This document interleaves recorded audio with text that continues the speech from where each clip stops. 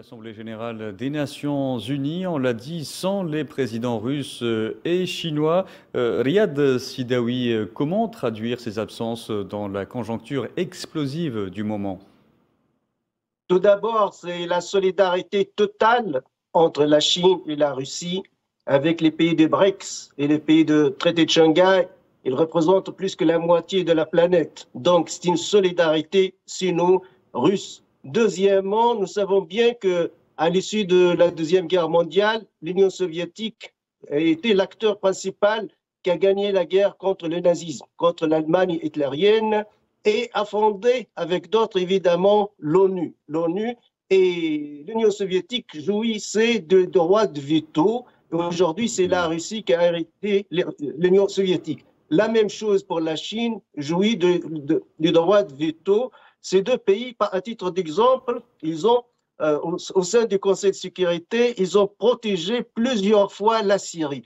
Les Américains, les Anglais, les Français ont voulu une résolution à la libyenne comme celle de 1973 qui a permis l'attaque de l'OTAN contre Tripoli, mais toujours les Chinois et les Russes utilisent le droit de veto. D'ailleurs, un seul veto, ça suffit, on n'a pas besoin de deux vétos. Quand les Très bien. Chinois ont été interrogés, ils ont dit Game is over. On a compris ce qui se passe dans ce printemps arabe. Vous visez les républiques nationalistes qui ne sont pas soumises à la domination américaine. Oui. Aujourd'hui, le monde a changé. On est face à deux blocs, l'Est contre l'Ouest. L'Est, évidemment, c'est la Chine et la Russie. D'ailleurs, c'est l'Inde. L'Inde aussi fait partie des deux conventions. Elle fait partie du pays de BRICS et fait partie du traité de Shanghai. Donc, c'est une solidarité totale et je pense que l'action militaire, l'opération militaire spéciale de la Russie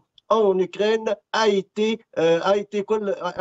collaborée, si vous voulez, implicitement avec la Chine. Ça veut dire que Poutine a informé les Chinois pendant les Jeux olympiques de son plan et ils ont approuvé ce plan. C'est pour cette raison qu'ils ont toujours soutenu sur tous les fronts la Russie. Très bien. Karine Béché-Golovko, comment traduire l'absence des présidents russes et chinois à l'Assemblée générale des Nations unies dans cette conjoncture, on l'a dit, explosive?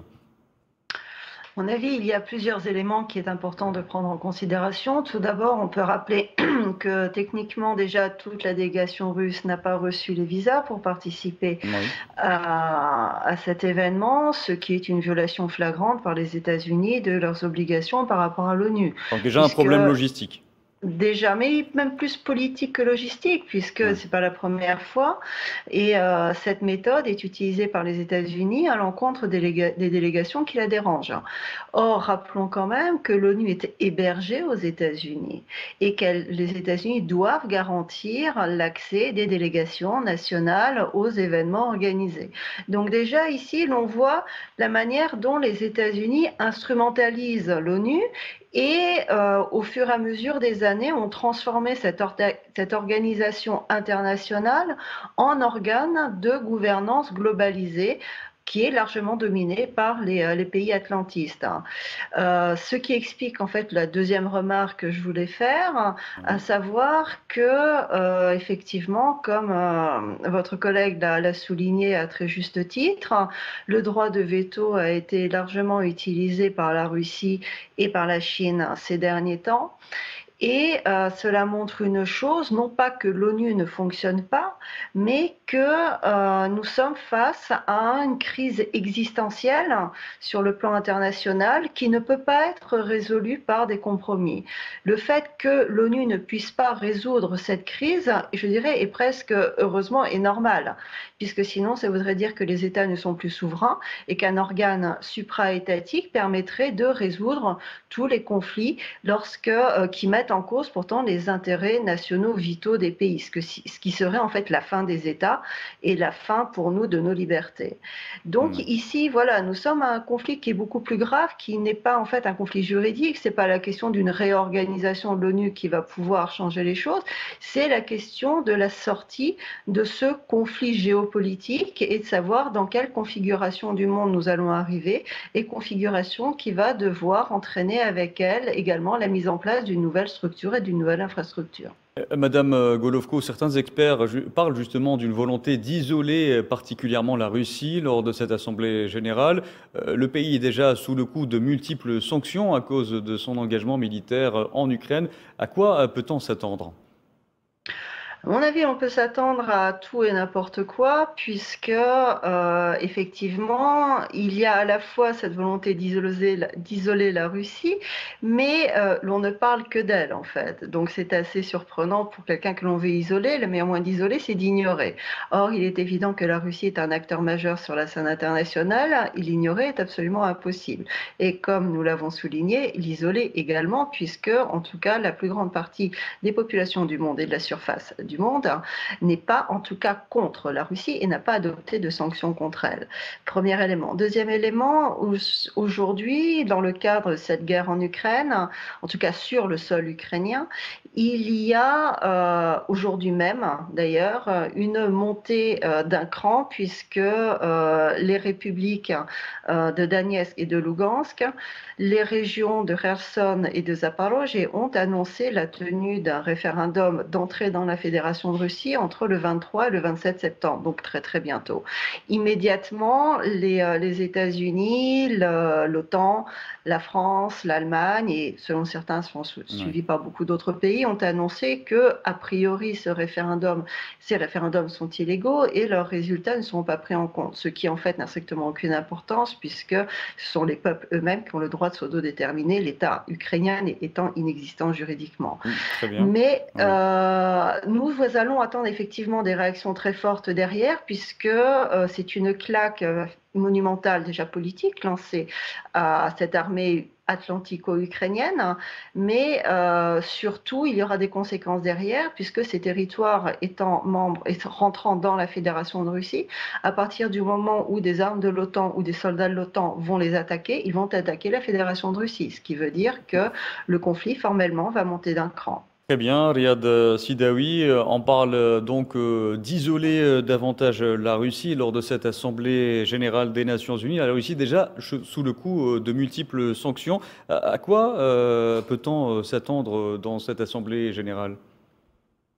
Pas grand-chose parce que les règles du jeu ont été mises à l'issue de la Deuxième Guerre mondiale. On a un Conseil de sécurité qui se compose de 5 pays permanents qui ont le droit de veto, dont la Chine et la Russie. On a les 10 pays qui se changent au sein du Conseil de sécurité. On a l'Assemblée générale, le secrétariat. Ce sont des règles de jeu qui ont été respectées pendant la guerre froide entre l'Union soviétique et le bloc de l'Ouest. Donc, certaines voix en Occident ont été enlevées en disant que pourquoi on ne chasse pas la Russie du Conseil de sécurité. La Chine a utilisé un veto. Cela a été affiché par les États-Unis notamment, oui.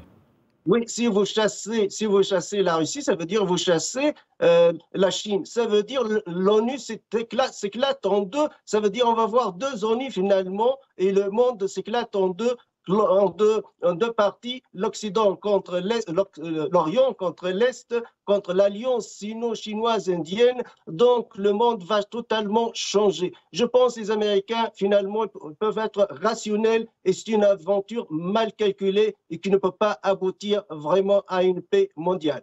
Karine Béché-Golovko, ce point est très important. Il y a cette volonté de réformer le système des Nations Unies. L'administration américaine, comme l'a dit M. Sidawi, a clairement affiché sa volonté de priver la Russie de son droit de veto. Cela ne s'avère pas chose facile. Non, effectivement, déjà, tout à fait d'accord. Entre les grandes déclarations et les possibilités juridiques, il y a un monde.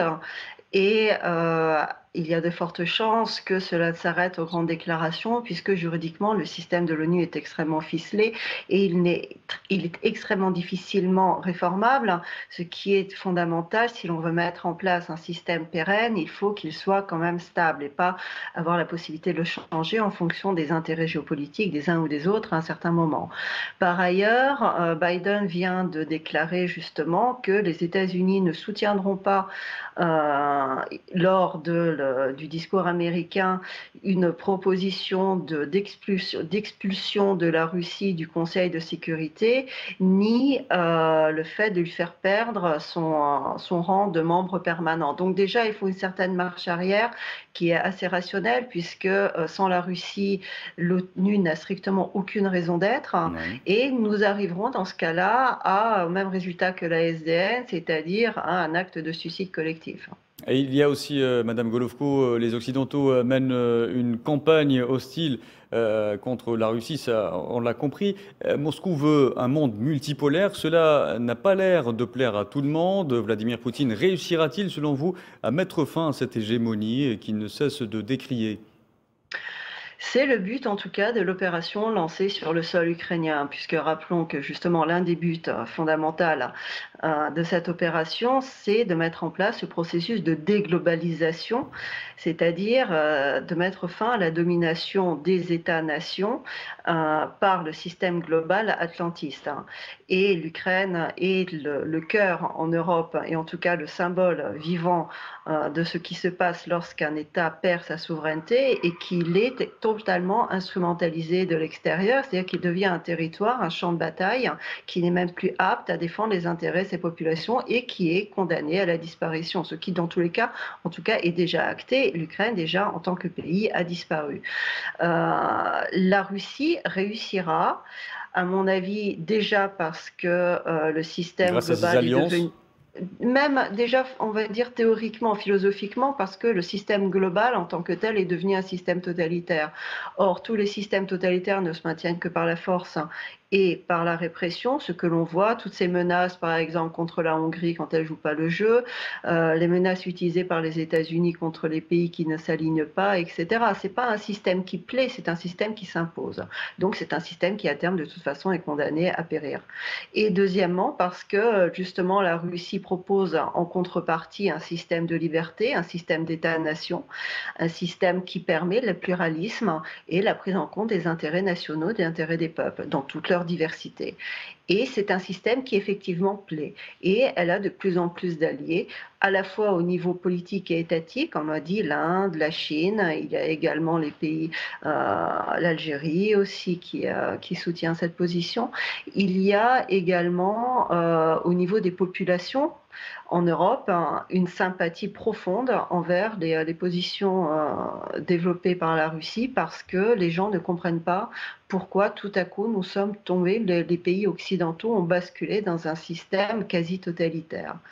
Et donc la Russie, oui, la Russie est amenée à gagner si elle réussit, elle aussi, sur son propre territoire, à déglobaliser, c'est-à-dire à sortir ses élites de tous ces mécanismes globaux qui à la fois ont conditionné leurs esprits pendant des années et ont conditionné la mise en place d'un certain nombre de politiques intérieures. Ça, ce sont les deux terrains sur lesquels elle doit jouer. Et a priori, en tout cas, elle a toutes les chances de réussir si elle garde son esprit de combatif et si elle garde cet objectif en vue. Très bien. Riyad Sidawi, je me retourne vers vous. Alors, on en a parlé en tout début d'émission. Poutine a exposé la politique étrangère russe devant de nouveaux ambassadeurs. Avant de parler de son contenu, j'aimerais qu'on évoque son timing. Cela intervient au moment même où s'ouvrait l'Assemblée générale des Nations unies à sa message au reste du monde. Le timing est bien choisi, évidemment, et je dois souligner que certains chiffres pour que les spectateurs comprennent qu'est-ce qui se passe dans le monde. Tout d'abord, la Russie, c'est la première puissance nucléaire mondiale.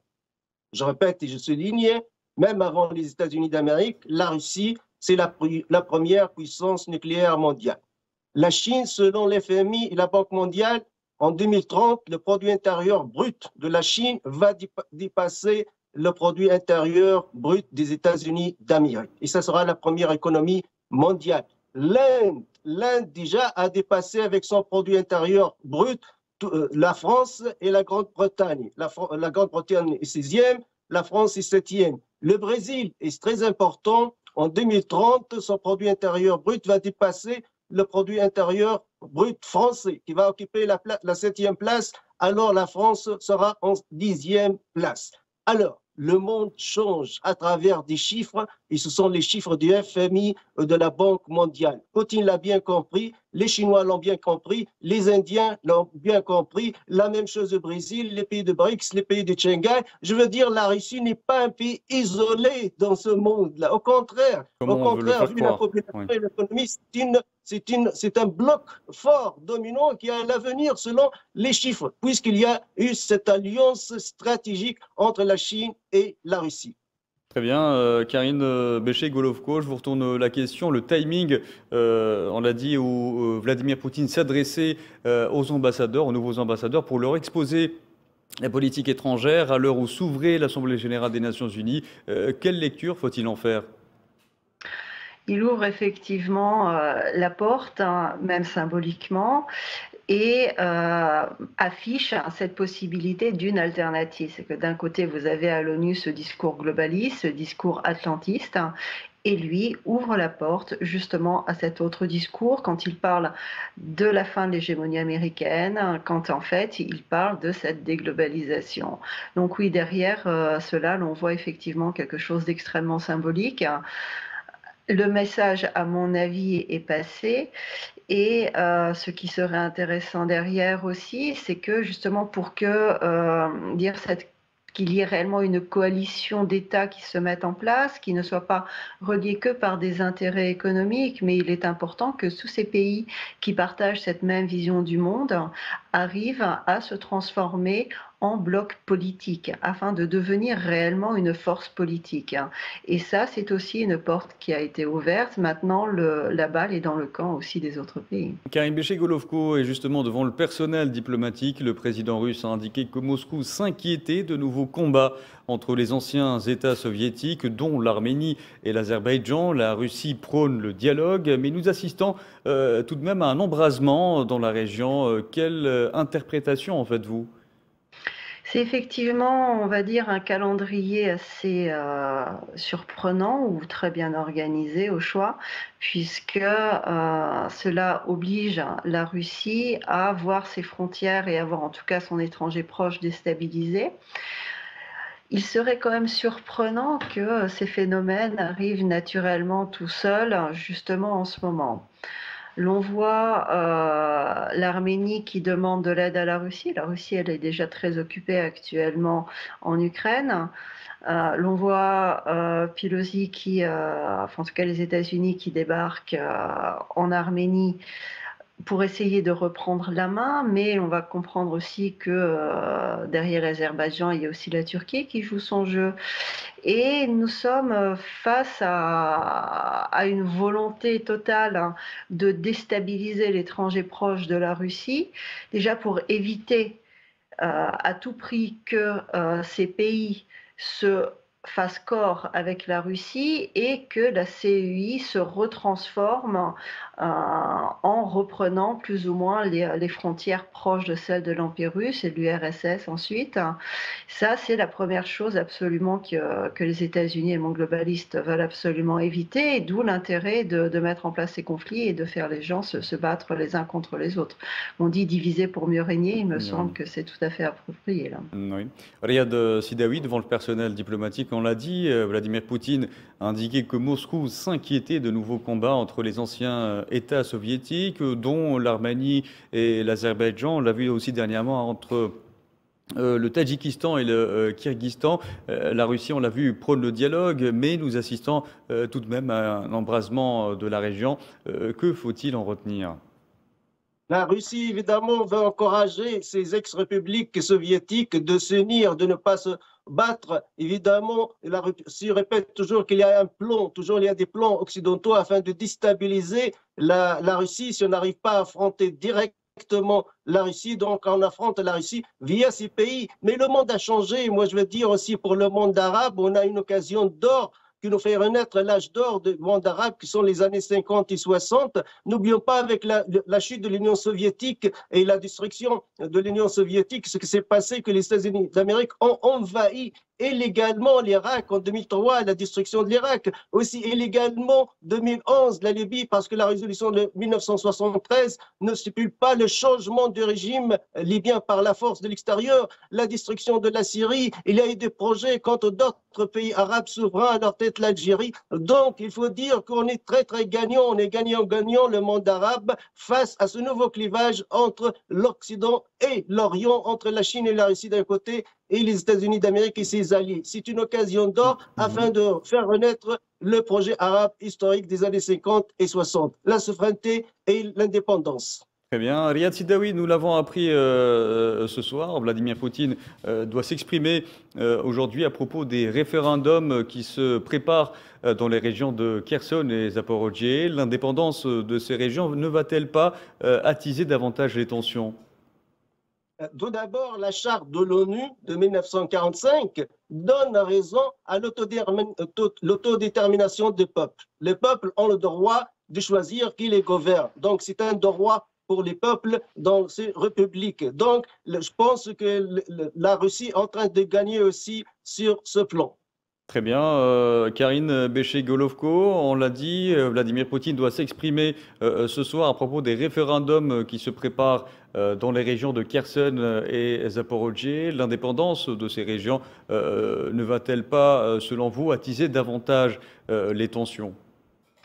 Et ça va attiser, et ça a déjà commencé à attiser, Oui. puisque immédiatement le département de la justice américain s'est adressé au Congrès pour qu'il légalise le transfert des fonds russes qui sont gelés et pour les transférer à l'Ukraine. Donc déjà, ça a commencé. Ensuite, les États-Unis ont immédiatement déclaré qu'ils allaient continuer à fournir l'Ukraine en armes, et on peut être certain qu'il va y avoir une augmentation des fournitures d'armes.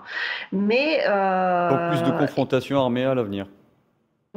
oui et non, parce que de toute manière, elle ne se serait pas arrêtée s'il n'y Ouais. avait pas eu ces référendums. Donc, ça sont des choses différentes. À mon avis, c'est simplement quand ils ont lancé cette contre-offensive hein, à travers les Ukrainiens et beaucoup, en tout cas, de mercenaires entre guillemets, la Russie réellement a reculé parce qu'elle ne s'attendait pas à ce qu'il y ait l'OTAN qui entre de manière aussi directe dans le combat. La réaction de la Russie est une réaction asymétrique. Elle veut protéger ses territoires, d'une part, Ouais. hein, ceux qu'elle tient, et les faire non pas passer par le stade de l'indépendance, mais directement entrer en Russie. Donc ça, c'est réellement une protection. Et ce qui va obliger très sérieusement, en tout cas l'OTAN, à réfléchir, est-ce qu'ils veulent entrer dans une confrontation directe avec la Russie? Dans ce cas-là, la Russie, elle aussi, va avoir les mains déliées et va pouvoir réagir de façon beaucoup plus forte, puisque pour l'instant, elle retient l'armée, elle n'utilise qu'une très faible part, elle n'utilise uniquement que les contractuels et certaines armées privées. L'armée en tant que telle n'est pas mise en place. Très bien. Et l'on voit aussi des législations qui aujourd'hui sont adoptées à toute vitesse par le Parlement russe sur certaines dispositions concernant l'état de guerre, les législations pénales qui vont autour, etc. Donc elle est en train quand même de préparer au cas où une réponse beaucoup plus sérieuse. Est-ce que l'OTAN va aller jusqu'à la confrontation avec le risque de complètement perdre l'Ukraine? Parce qu'il y a des chances dans ce cas-là que militairement la Russie gagne, si réellement elle rentre dans le jeu. Ou est-ce qu'au contraire, l'OTAN va d'un côté faire crier la Pologne et les pays baltes qui sont là pour ça, faire téléphoner Macron qui est très doué pour jouer au téléphone, mais à côté de ça, va peut-être essayer de rentrer dans un jeu de négociation pour, en tout cas politiquement et un certain temps, bloquer la frontière à la frontière de ces référendums, sachant très bien que le conflit de toute manière ne s'arrêtera pas là, puisque à terme, l'OTAN ne peut pas se permettre de perdre. Donc de toute manière, ils peuvent tenter de geler le conflit aujourd'hui par un certain compromis, mais ce sera pour mieux préparer une attaque derrière. Donc ça aussi, maintenant, nous entrons en tout cas dans une nouvelle phase.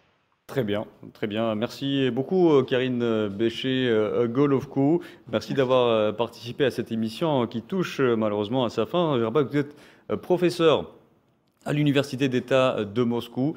Je remercie également Riyad Sidawi. Merci d'avoir participé à cette émission.